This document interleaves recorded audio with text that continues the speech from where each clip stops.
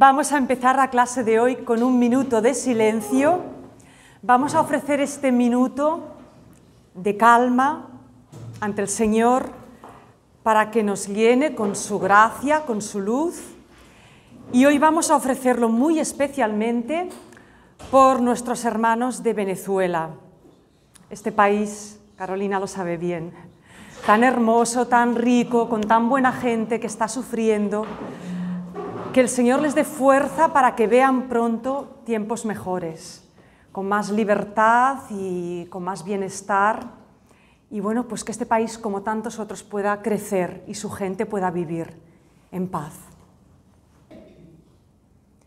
Que el Señor nos bendiga y nos guarde, que haga resplandecer su mirada sobre nosotros, que el Señor nos otorgue su gracia y nos dé la paz. Así sea. Empezamos con el Evangelio de Juan y vamos a empezar con el prólogo. ¿Lo habéis leído?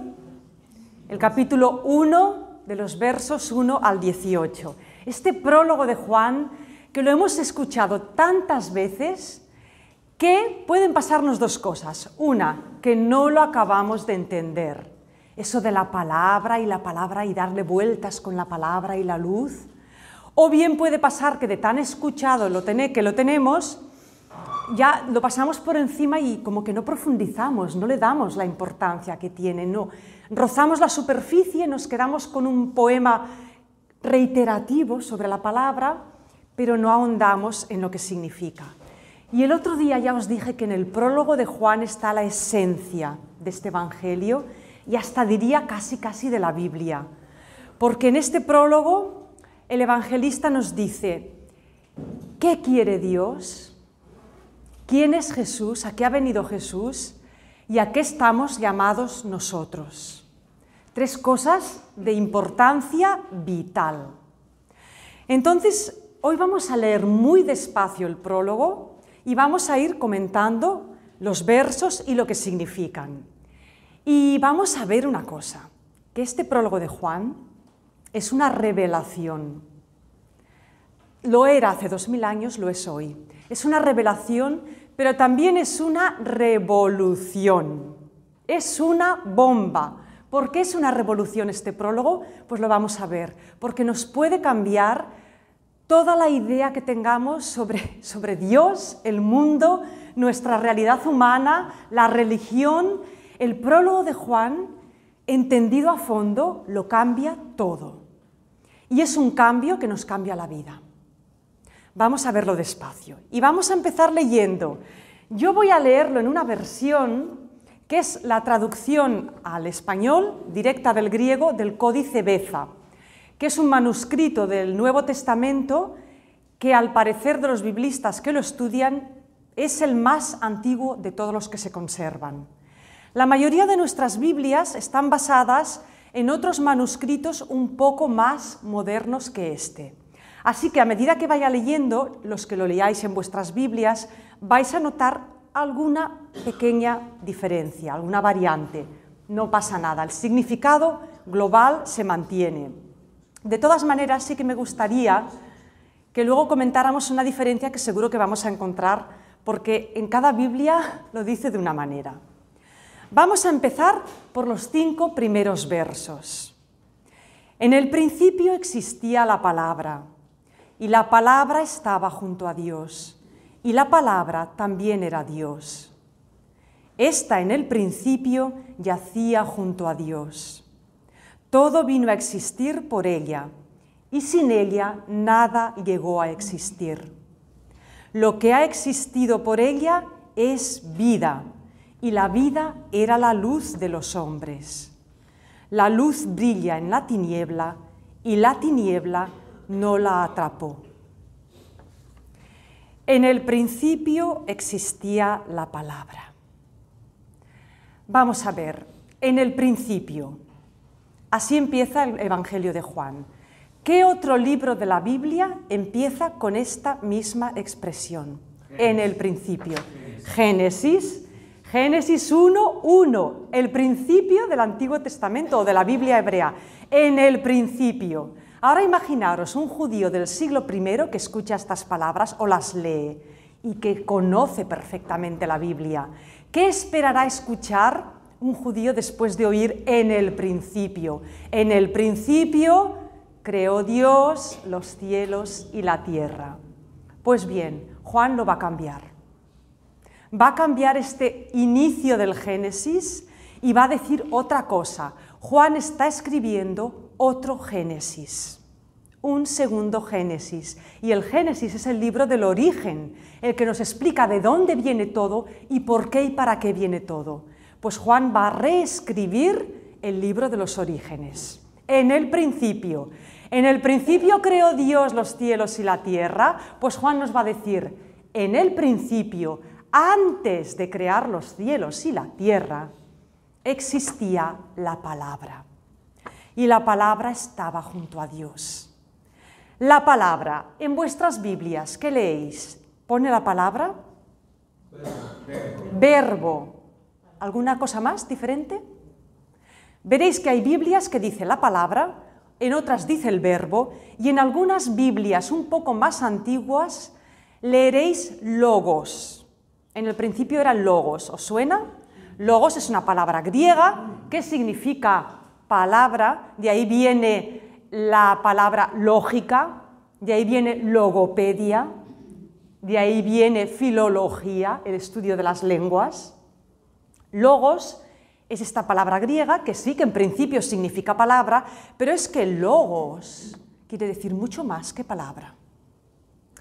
La palabra, o sea, en griego hay una palabra exactamente para decir palabra hablada, que no es logos, es rima. Entonces, este logos es muy rico en significado. ¿Por qué os explico esto? Porque logos quiere decir palabra, quiere decir pensamiento, una idea, quiere decir sabiduría también, sabiduría, pensamiento, idea. ¿Por qué el evangelista utiliza logos, que significa tantas cosas? Porque está queriendo decir algo más que una palabra. Y esto nos lleva de nuevo a la Biblia hebrea. ¿Qué es la palabra de Dios en la Biblia hebrea? La Torá. Y la Torá es más que una palabra. La Torá es la ley, la Torá es la enseñanza, la Torá son los mandatos, la Torá es la sabiduría. Logos quiere decir pensamiento, quiere decir palabra y una cosa más. Dios con la palabra, ¿qué hace? Crea. Dios actúa con la palabra. Hay un verso muy bonito del profeta Isaías que lo dice: yo enviaré mi palabra a la tierra y mi palabra como lluvia fecundará la tierra y saldrá fruto. La palabra de Dios piensa, comunica y actúa.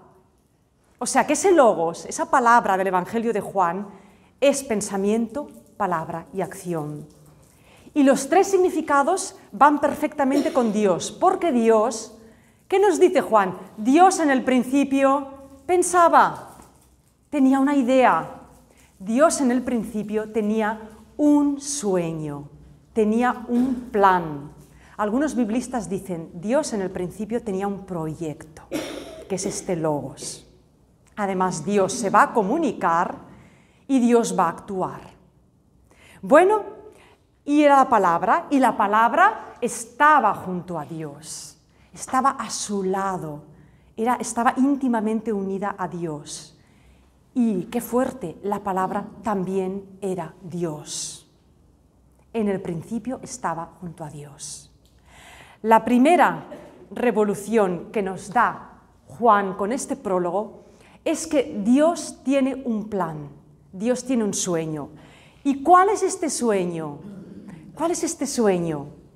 Todo vino a existir por ella y sin ella nada vino a existir. Lo que ha existido por ella es vida y la vida era la luz de los hombres. La luz brilla en la tiniebla y la tiniebla no la atrapó. Esta palabra vino a existir y por ella todo existe. Es decir, ¿quién es la palabra de Dios? ¿Quién decimos nosotros que es la palabra de Dios? Jesús. Jesús. ¿Cuál era el sueño de Dios? Jesús. Ese sueño estaba con él desde el principio. Dios quería tener un hijo. ¿Y por qué Dios quiere tener un hijo? Si Dios es completo, perfecto y se basta. Porque decimos que Dios es amor. ¿Y qué pasa con el amor? El amor necesita a alguien a quien amar. El amor no puede quedarse solo, necesita amar a alguien. El amor no puede ser uno solo, tiene que haber mínimo 2 y 3. El amante, el amado y el amor que los une. Por eso decimos que Dios son 3 personas, porque sin ese triple desplegamiento de Dios es imposible el amor. Dios desea amar y no quiere estar solo. Por eso decide que va a engendrar un hijo, que es esta palabra. Este es el sueño de Dios y lo va a hacer realidad. Lo va a hacer realidad. Y esa realidad será la luz que va a iluminar el mundo. Pero ¿qué pasa?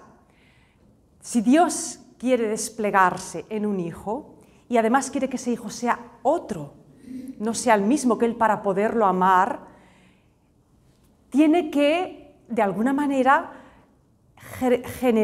crear un mundo, para que en ese mundo nazcan las galaxias, las estrellas, la materia, la energía, para que de ese mundo salga la vida inteligente, para que en ese mundo aparezca una humanidad, un planeta habitado por seres humanos, y uno de esos hombres que nacerán en este planeta será su Hijo amado.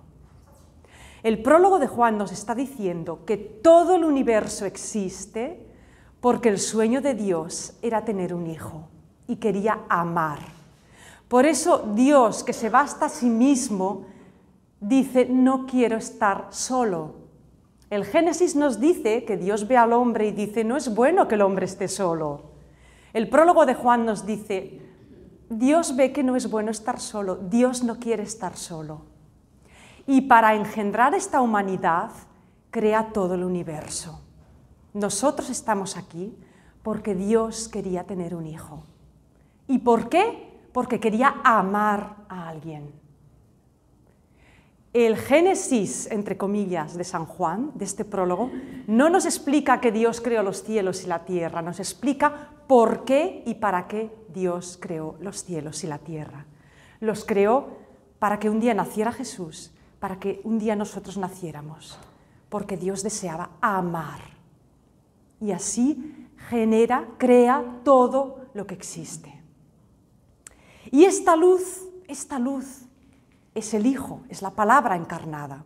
Entonces seguimos leyendo. Nos vamos a saltar los versos 6, 7 y 8. Ya os diré por qué. Y si continuamos leyendo en el verso 9, perdonad, antes en el verso 5 quiero explicaros una cosa. La luz brilla en la tiniebla y la tiniebla no la atrapó. Decimos que Jesús es la luz del mundo. ¿Por qué? Porque Jesús nos va a enseñar a todos cómo ser hijos de Dios. Y esta luz lo va a iluminar todo. Entonces, aquí he traído una vela, una luz. La luz brilla en la tiniebla. En el mundo hay mucha tiniebla también. Y la tiniebla no puede atrapar la luz. ¿Por qué? Porque allí donde hay luz no hay tiniebla total, nunca.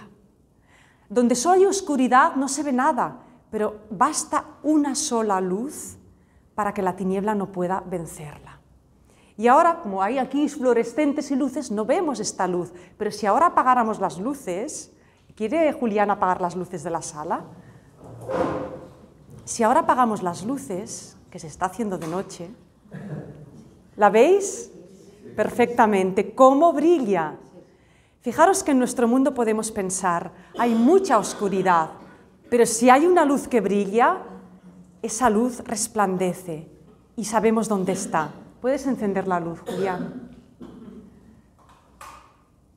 Si sabemos dónde está esa luz, nunca caminaremos en tinieblas. Y si nosotros nos impregnamos de esta luz, no temáis porque no os vais a quedar a oscuras nunca. La tiniebla no puede atrapar la luz. Dicho de otra manera, si la tiniebla es el mal y la luz es el bien, nunca el mal podrá vencer al bien. Aunque parezca que gana muchas batallas, nunca. Porque allí donde haya un resquicio de bien, una lucecita, la tiniebla jamás podrá atraparla. Vamos a continuar leyendo en el verso 9.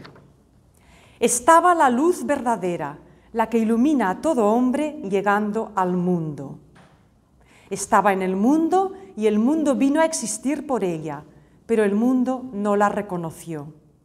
Vino a los suyos y los suyos no la acogieron. Pero a quienes la recibieron les dio la facultad de ser hijos de Dios, aquellos que creen en su nombre, no por la sangre ni por la voluntad de la carne, ni por el deseo humano, sino que han nacido de Dios. Aquí nos paramos, en el 13. No por la sangre ni por la voluntad de la carne, ni por el deseo humano, sino que han nacido de Dios. Vemos que esta luz que viene al mundo, esta luz que estaba llegando al mundo, es Jesús que está viniendo al mundo. Cuando Jesús llega al mundo y se manifiesta como Hijo de Dios, es la luz que va a iluminar a la humanidad.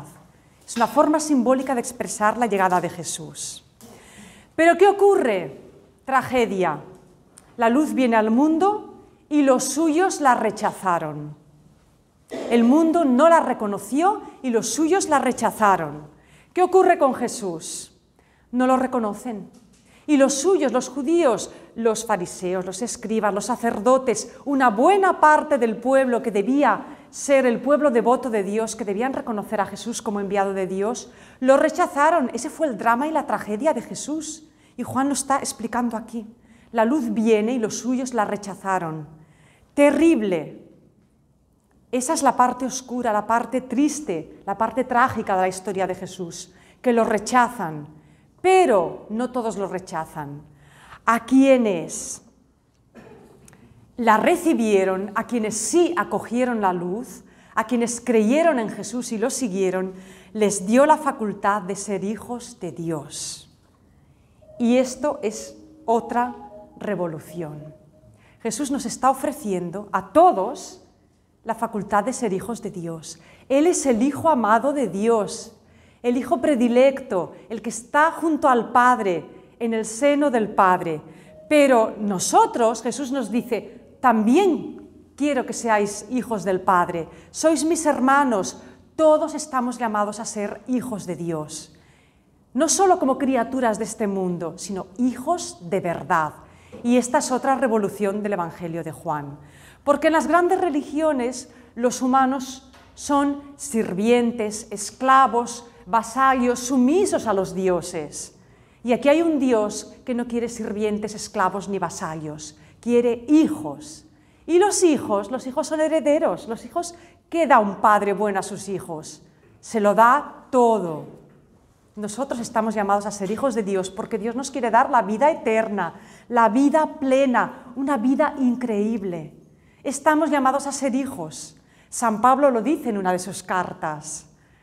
Somos hijos y herederos, no hemos nacido hijos de esclavos. Y Jesús lo dirá más adelante en el Evangelio de Juan. Ya no os llamo siervos, sino amigos. Sois mis amigos. Dios quiere hijos y amigos. No quiere criados. Y eso nos da una fuerza enorme. ¿Sabéis lo que significa saber y sentirse? Somos hijos de Dios.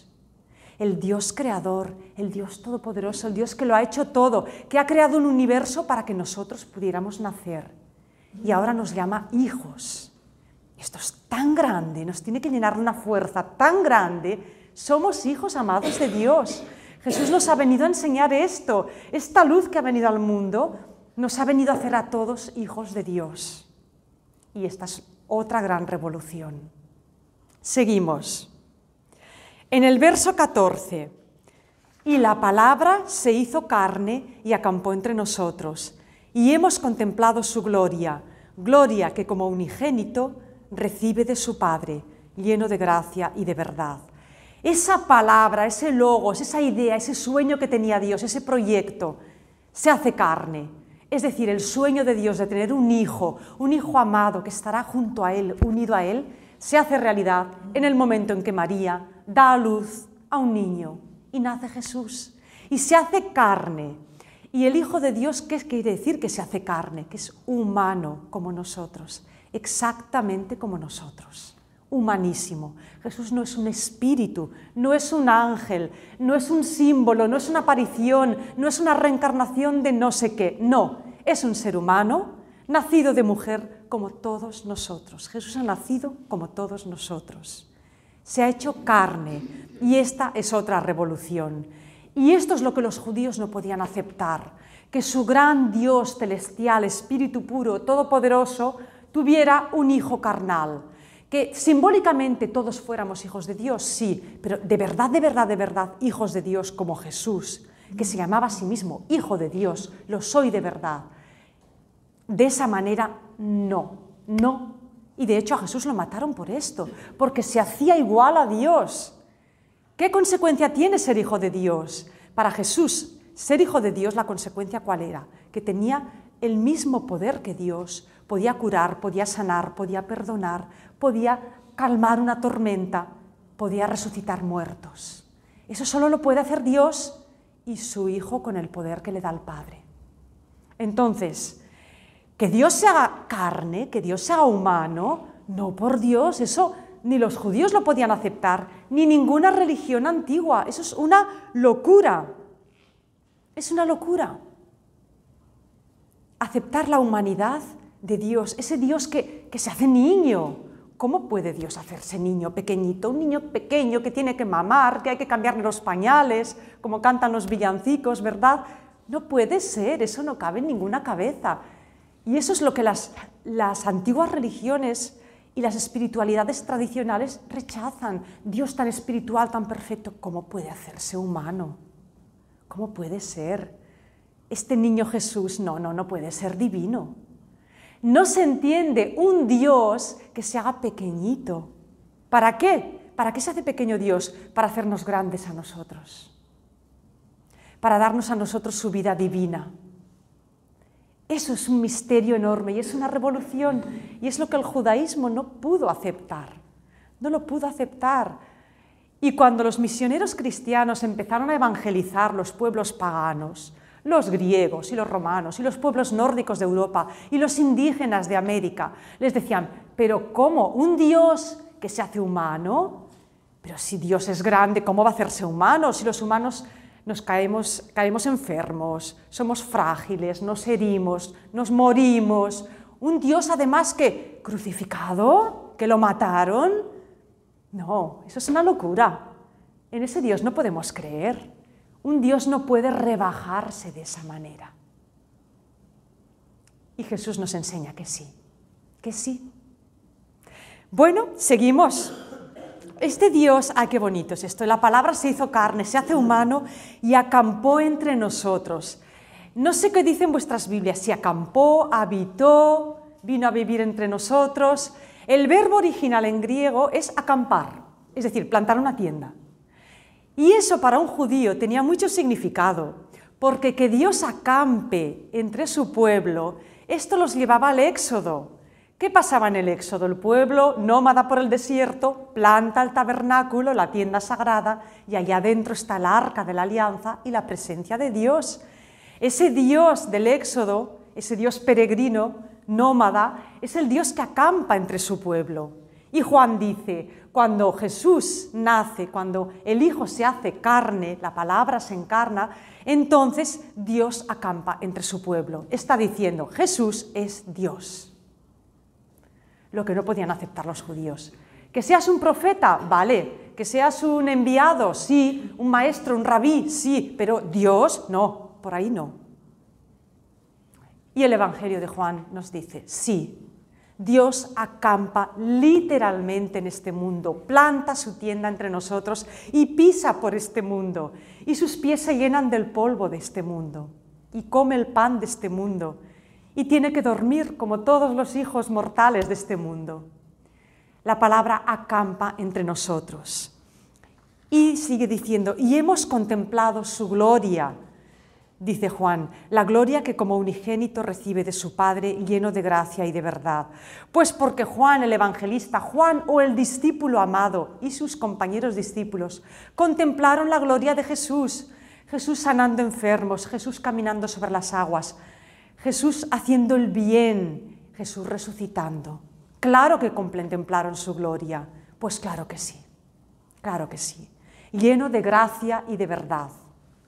Ahora vamos a ver qué significa esto. Saltamos el verso 15, nos lo saltamos, y vamos al verso 16.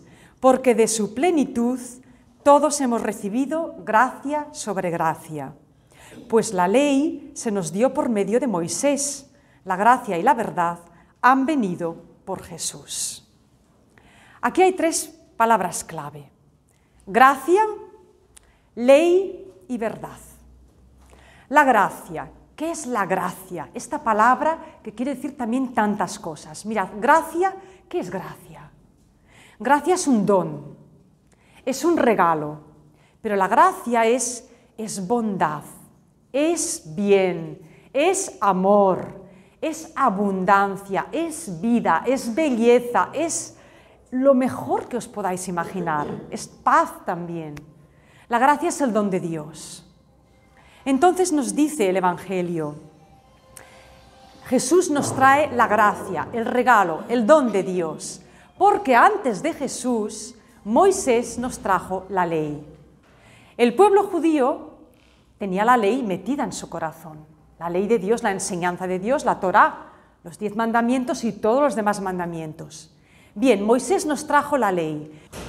La ley era muy importante y Jesús enseñó que la ley pues está bien, pero vamos a ver. La ley, siempre os he dicho que la ley de Moisés es básica. Son los mandamientos básicos de la convivencia humana. La ley en una etapa de la vida y de la historia es estupenda porque la ley permite que tengamos una convivencia justa, que no matemos, no robemos, no mintamos, no engañemos a nuestra pareja, a nuestra esposa, a nuestro cónyuge, que no sintamos celos ni envidia, que no seamos unos criminales. Y además la ley nos pide adorar a Dios. La ley está bien en una primera fase. San Pablo lo explica con una imagen muy gráfica. La ley es como la leche materna. Todos los bebés necesitan la leche materna y está muy bien, es el mejor alimento cuando eres bebé, pero cuando creces tienes que comer alimento sólido para crecer y desarrollarte. La ley es esa leche materna. La ley es estupenda para aprender y para poner unas bases. Pero para ser hijos de Dios hace falta algo más que la ley. Porque la ley finalmente son reglas y son normas. Y la ley, si no se entiende bien, puede acabar convirtiéndose en opresión. Y esto San Pablo lo vivió muy bien porque conocía muy bien la ley como buen judío y lo explicó muy bien. La ley puede convertirse en un conjunto de normas y todos a obedecer. Si obedecemos ya somos buenos chicos, ya estamos en el buen camino y ya está. Y aquí nos dice el Evangelio, pues no, hay algo más que la ley, que es la gracia, el don. La ley es necesaria para aprender y para poner esa base, pero la gracia y la verdad que nos trae Jesús es el amor inmenso de Dios sin medida. Y es lo que nos permite crecer y ir más allá. Mirad, por ley podemos ser buenas personas. Por ley no somos unos criminales. Yo por ley obedezco las normas, por ley no robo, no maltrato, no mato, no miento. Por ley puedo llegar a ser un buen ciudadano. Por ley, pues no somos todos una pandilla de criminales, pero por gracia soy solidario, amo a mi hermano, ayudo al que lo necesita, por gracia doy algo más de mí, por gracia amo, por ley obedezco a Dios, obedezco a mis superiores, me someto, por gracia amo y por amor soy capaz de hacer lo que sea. Por ley hago lo justo, por gracia y por amor doy mi vida. Por ley no doy mi vida, por ley los 10 mandamientos. Por gracia y por amor llego muchísimo más lejos. Jesús nos trae esta gracia y esta verdad. Jesús dice, yo os doy un solo mandamiento. Lo veremos en su momento. Uno solo, el del amor. ¿Por qué? Porque el amor tiene toda la ley incluida y mucho más. Digamos que la ley es una pequeña porción de la ley del amor. Entonces, esta es la otra revolución del Evangelio de Juan. Los judíos la ley la tenían en un trono. Y el Evangelio de Juan nos dice, la gracia y la verdad nos las trae Jesús. Y va mucho más allá de la ley, mucho más allá todavía. Porque lo que os he dicho, Jesús no nos quiere ni criados, ni esclavos, ni sumisos. La obediencia tiene que ser docilidad por amor. Obedecemos a un jefe, porque no tenemos más remedio. Y si apreciamos al jefe y nos parece bien lo que nos manda, pues mira, lo hacemos con ciertas ganas. Pero a una persona a la que amamos no la obedecemos, es que nos entregamos y hacemos lo mejor que podemos y sabemos. A nuestros seres queridos no los obedecemos, no los cuidamos por obligación o por ley, sino por amor. ¿Lo entendéis, verdad? Pues esta es la revolución de la ley y la gracia. Y esto también levantó ampollas entre un sector del judaísmo. Vaya. Y vamos al último versículo, el 18. A Dios nadie lo ha visto jamás. El unigénito, que es Dios, el que está en el seno del Padre, éste lo ha revelado. A Dios nadie lo ha visto. Esto lo leemos en la Biblia. Es imposible ver a Dios. Y el Antiguo Testamento nos dice, quien ve a Dios muere, porque Dios es tan grande, tiene tanto poder, tanta fuerza, que es que te mueres, no puedes soportar la divinidad, no puedes ver a Dios. Y aquí el evangelista nos dice, sí, el unigénito nos lo ha dado a conocer, nos lo ha revelado. ¿Queréis ver a Dios? Claro que podéis ver a Dios. Y aquí he traído un hermoso regalo que me hicisteis vosotros, los alumnos de Biblia, hace un par de años. ¿Queréis ver a Dios? Aquí lo tenéis. Mirad el rostro de Jesús y estáis viendo a Dios. A Dios se lo puede ver. ¡Ay, pero con un rostro humano! ¿Y qué pasa? Que mucha gente, como os he dicho, no aceptan esa humanidad de Dios. No aceptan que Dios sea tan humano. Cuando un apóstol le preguntó a Jesús, Maestro, muéstranos al Padre y nos basta. Y Jesús le dijo, pero Felipe, llevas tanto tiempo conmigo y aún dices que quieres ver a Dios. Me estás viendo a mí. ¿Qué más quieres? Podemos ver a Dios en el Hijo, en Jesús. En Jesús está Dios. Ver a Jesús es ver a Dios. Y dice, el que está en el seno del Padre. Al principio hemos leído, la palabra estaba junto a Dios, yacía junto a Dios. Jesús está en el seno del Padre. Esta expresión, estar en el seno del Padre, os voy a explicar por qué es importante.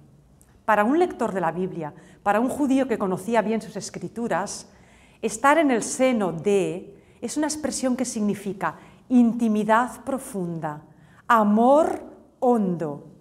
Se decía del marido y de la esposa. La mujer, el hombre que está en tu seno, es tu marido. Para un hombre, la mujer que está en tu seno es tu esposa. Para un padre o una madre, el hijo, la criatura que está en tu seno, tu hijo amado, tu hija amada. Estar en el seno de alguien quiere decir estar en su intimidad más honda, es compartir lo más profundo, los secretos, lo más hondo del corazón. Y Jesús está en esa intimidad total con el Padre. Por eso dice, está en el seno del Padre. Para un judío creyente, Dios es tan grande, tan poderoso, tan espiritual, que nadie puede estar en su seno, con esa intimidad tan estrecha, tan profunda. Y el evangelista Juan nos dice, sí, Jesús está en el seno del Padre. Y no solo eso, sino que además nos llama a nosotros para que también estemos en el seno de Dios. Esto es muy grande, muy grande. Y estas son las revoluciones del prólogo de Juan. Primero, que Dios tiene un plan y antes de crear el universo entero, desea engendrar un hijo. Y lo va a crear todo para poder tener a alguien a quien amar. Lo segundo, nosotros somos hijos de ese Dios que está enamorado de nosotros. ¿Habéis leído este libro tan bonito del Padre Joaquín, Un Dios enamorado del hombre? Es precioso ese título. Dios está enamorado de nosotros. Todos estamos llamados a ser hijos suyos porque Jesús, la luz del mundo, nos llama a ser hijos de Dios. Tercero, esa palabra, ese sueño, ese proyecto de Dios se hace carne. Dios se hace humano, se humaniza. ¿Para qué? Para divinizarnos a los humanos, a la humanidad. Cuarta revolución, superamos la ley por la gracia. Jesús nos trae la gracia que trae el amor, que supera todas las leyes. Y quinta revolución, a Dios lo podemos ver, lo podemos ver. Los contemporáneos de Jesús lo vieron en carne y hueso, lo vieron y lo tocaron. Nosotros lo vemos en la sagrada forma, vemos estas imágenes que quieren ser su retrato, pero no os quepa duda que cuando muramos y nos vayamos al más allá, al cielo, lo vamos a ver, porque lo vamos a ver en cuerpo y alma. Jesús resucitó, por tanto, veremos a Dios cara a cara, cara a cara. Y esta es la revelación del prólogo de Juan. Me queda solo una pequeña imagen que os quiero comentar, por eso he traído la vela, además de explicaros lo de la luz. Mirad, cuando se ha hablado de la ley y la gracia, la libertad de los hijos de Dios, veréis que yo muchas veces hablo de la libertad y de que Dios respeta profundamente la libertad humana. Por eso mataron a Jesús y Dios lo permitió. Es este misterio tan grande. Y podemos preguntarnos, ¿por qué Dios permite que seamos tan libres, tan libres? En primer lugar, porque somos sus hijos, no sus esclavos. Y en segundo lugar, porque de la misma manera que Dios nos ama y nos quiere amar, Él desea que nuestra relación con Él no sea ni de sumisión, ni de esclavitud, ni de temor, sino de amor. Y el amor sin libertad es imposible. Dios sabe que se arriesga mucho dándonos la libertad. Y no hace falta que os diga por qué, porque lo vemos en nuestro mundo. Muchas personas utilizan mal su libertad, pero es que sin libertad el amor no puede ser. Mirad, el amor es el fuego, es como el fuego. Y el fuego, para arder, ¿qué necesita? Pues necesita cera, necesita materia, combustible. La cera somos nosotros, nuestra persona, nuestro ser, nuestro cuerpo, nuestra energía. Necesita una chispa que la encienda, un frote, un rozamiento muy intenso.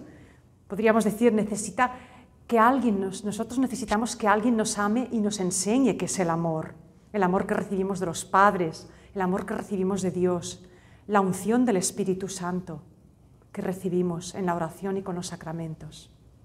Pero ¿qué más necesita el fuego para arder?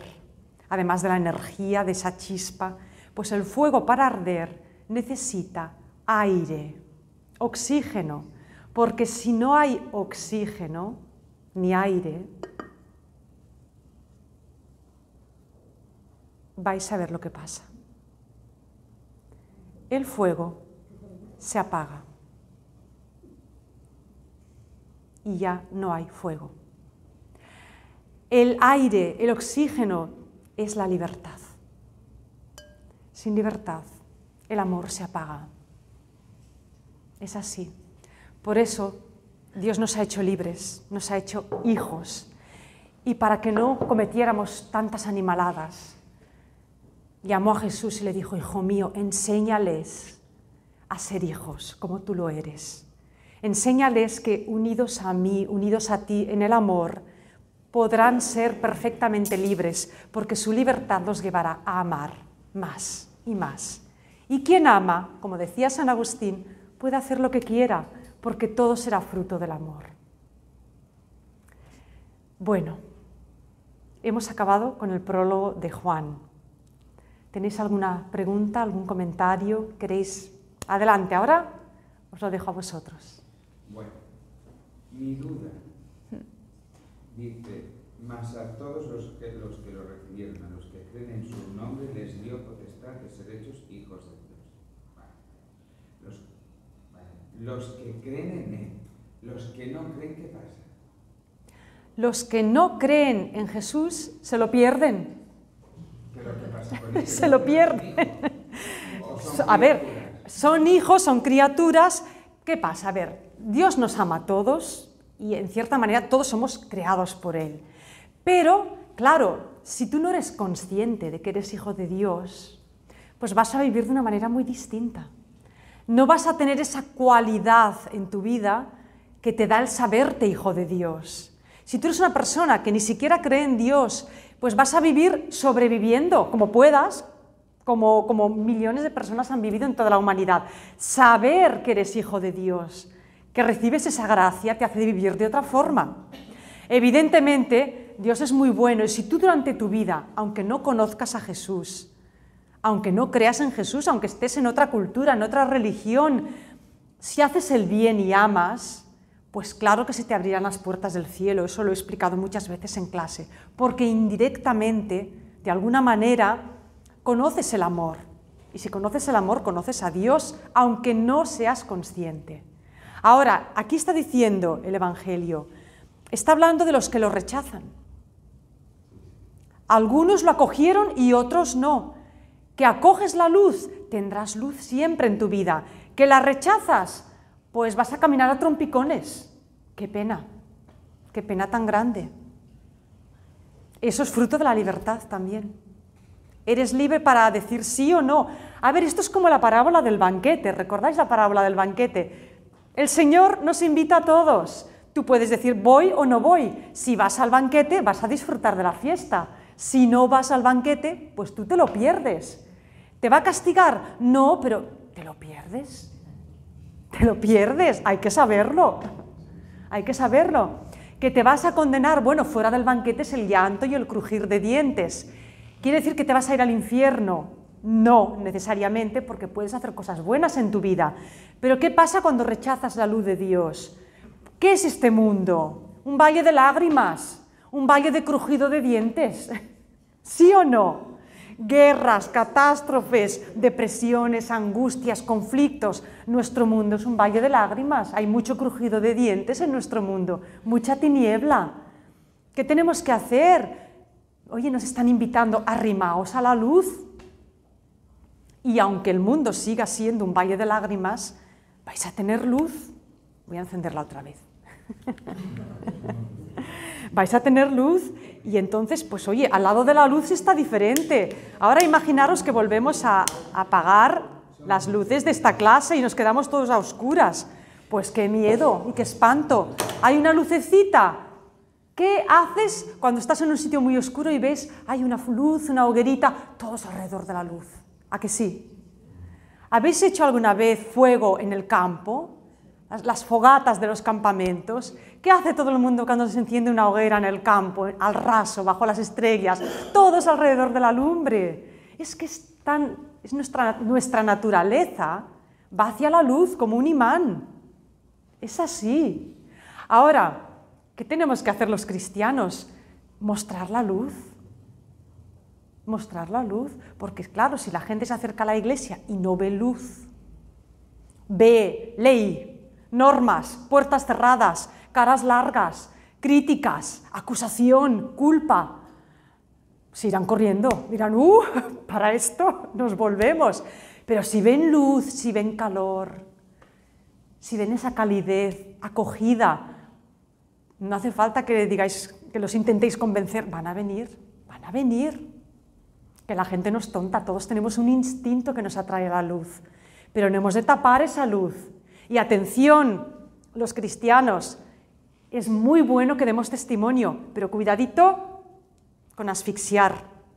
Hemos de ser muy respetuosos con la libertad ajena, muy respetuosos. Entonces, invitar siempre, forzar, obligar, machacar, cansar, no, nunca, nunca, nunca.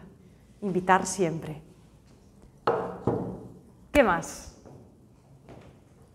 Alguna cosa más que no entendierais. Eulalia me dijo, este prólogo hay que leerlo y leerlo. Pensad, ¿a qué estamos llamados? A ser hijos amados de Dios, hijos amados. Dios nos quiere en su seno. ¿Y cómo es el seno de Dios? Imaginad un seno materno. Qué bien están los niños en el seno materno. Pues imaginad figuradamente estar en el seno de Dios. Es amor, siempre. Y podemos tener miles de problemas en esta vida, todos los tenemos y los tendremos. Dios no nos va a sacar las castañas del fuego. Dios nos va a decir, estoy contigo. Y con Él, pues se puede pasar esto, se puede. Entonces, me he saltado unos versos del prólogo, ¿lo habéis visto? Si os habéis fijado, los versos que me he saltado, del 7 al 8 y el 15, hablan de Juan. Apareció un hombre enviado de parte del Señor, su nombre era Juan. ¿De qué Juan está hablando? ¿Alguien lo sabe? Está hablando de Juan Bautista. Y Juan Bautista, vino como testimonio para ser testigo de la luz, para que todos creyesen por él. Él no era la luz, sino que vino a dar testimonio de la luz. ¿Qué nos dice esto? Aquí el evangelista cree necesario explicar que hubo un hombre llamado Juan. ¿Por qué lo dice esto? Porque mirad, cuando Juan Bautista empezó a predicar, causó sensación, tanta que después de su muerte continuó teniendo discípulos. Y Juan Bautista tenía discípulos que pensaban que él era el Mesías. Y en la comunidad de Éfeso, donde posiblemente acabó sus días Juan o el discípulo amado, había un grupo de discípulos de Juan Bautista. En los Hechos de los Apóstoles lo vemos. Pablo fue a Éfeso y se encontró con que había unos que habían conocido el bautismo de Juan, pero no el bautismo del Espíritu Santo. Entonces, el evangelista apone estos versos los biblistas dicen que no estaban en la primera edición. Los introdujo después, en la segunda edición, ampliando, ¿para qué? Para precisar, ojo, porque Juan Bautista no es el Mesías, Juan Bautista no es la luz, es un testimonio de la luz. Juan Bautista vino a anunciar a Jesús que vendría, pero no es el Mesías, no es el enviado, no es el que tenía que venir. Y estos versos son para precisar esto. Que Juan Bautista no era la luz, pero vino a dar testimonio de la luz. Luz, en este prólogo, la luz es Jesús. Y en el verso 15, otra vez vuelve a meter la coletilla de Juan. Juan da testimonio de él y sigue gritando, este es aquel de quien dije, el que viene detrás de mí ha pasado por delante de mí porque existía antes que yo. ¿Qué significa esto? Que primero vino Juan Bautista. La gente conocía a Juan Bautista, todos iban detrás de él. Y al cabo de un tiempo llegó Jesús, y Jesús estuvo un tiempo con Juan Bautista, incluso bautizando con él. O sea que, temporalmente hablando, primero es Juan y luego Jesús. Pero Juan dice, pero el primero, el más importante, es Jesús, porque además existía antes que yo. ¿Cómo es esto? Claro, porque Jesús estaba en el plan, en el sueño de Dios Padre. Jesús estaba ya en el seno del Padre antes de todo. Porque pensad que Dios está fuera del tiempo. Para Dios todo es presente, no hay ni pasado ni futuro, todo es presente. Entonces todo lo que existe está ante Dios. Por eso Juan dice, es que Jesús ya estaba antes que yo, porque ya estaba presente en el corazón del Padre, ¿vale? Pero claro, si quitamos estos 4 versitos que hablan de Juan Bautista, el prólogo se lee seguido perfectamente y sin interrupciones, sin esa acotación para hablar de Juan. La palabra, el logos, el pensamiento, la idea de Dios, ese Hijo amado, que nos llama a todos a ser hijos suyos. Y esta es nuestra vocación. Y esto era revolucionario hace 2000 años y lo es hoy, porque hoy también pues hay personas que siguen pensando pues, que Dios es tan espiritual, que bueno, todo lo de Dios es como muy etéreo. Y esto de que Dios sea tan humano, todavía nos choca.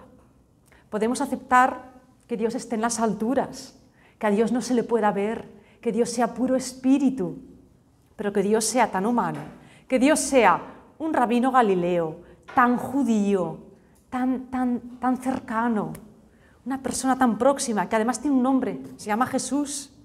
No se llama ni Simón, ni Zacarías, ni Juan, ni Miguel, se llama Jesús. Y vivió en un tiempo y en un lugar, y vivió en el pueblo de Israel, no pertenecía a otra cultura. La encarnación es eso, esa humanidad de Jesús. Pues aceptar a Jesús es aceptar a Dios y todo lo que nos trae. Y en las próximas clases seguiremos viendo pues qué mensaje nos transmite este Evangelio y vamos a ver la experiencia de sus primeros discípulos. Hasta aquí la clase de hoy. ¿Más preguntas o más comentarios? ¿No? ¿Ya está? ¿Qué os ha llamado más la atención? Tu fe. Mi fe. Yo a veces, Merche, pienso que no es que yo tenga mucha fe. Yo sé que está ahí. Y lo he experimentado muchas veces a mi lado. Entonces, mucha fe, no. Con la de veces que ha estado a mi lado, que me ha ayudado, con lo que ha hecho Jesús por mí, vamos, es que si no creyera, no es cuestión de creer, es cuestión de haber experimentado lo que ha hecho por mí. Entonces lo sé. Y a veces, pues, debería confiar más todavía. A todos nos pasa, pero es así.